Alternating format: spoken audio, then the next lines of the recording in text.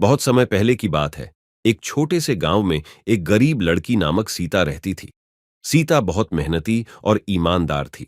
उसके पास बहुत ही छोटी एक बोरी थी, जिसमें उसकी मेहनत से कमाई गई सिक्के रखे थे। एक दिन जब सीता अपने घर की सफाई कर रही थी, एक सिक्का बोरी से बाहर गिरा और वह उसे नहीं देख पाई। सीता ने धूप में से बहुत कोशिश की, लेकिन सिक्का कहीं नहीं दिखा। वह बहुत ही दुखी हो गई और घर के चारों ओर सिक्का ढूंढने लगी।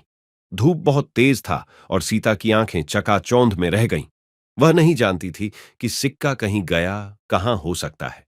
वह थक गई और गांव के चारों ओर से घूमती रही, पर सिक्का नहीं मिला। फिर एक बड़ा सवाल उसके दिल में उठा। क्या यह सिक्का मेरे लिए इतना महत्वपूर्ण है कि मैं इतनी मेहनत करके उसे ढूंढ रही हूं? उसने अपने आप से यह पूछा और एकदम से रुक गई। उसकी आंखों में एक ताजगी आई और उसने एक गहरा सांस ली।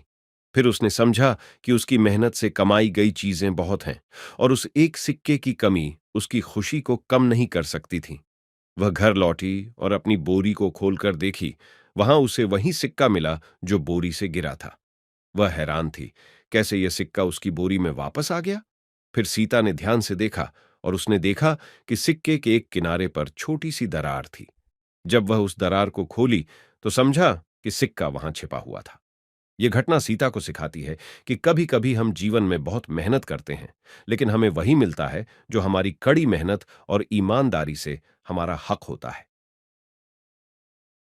Moral of the story. इस कहानी से हमें यह सीखने को मिलता है कि मेहनत और ईमानदारी से किए गए कामों का फल हमें जरूर मिलता है, चाहे वह थोड़ा सा हो।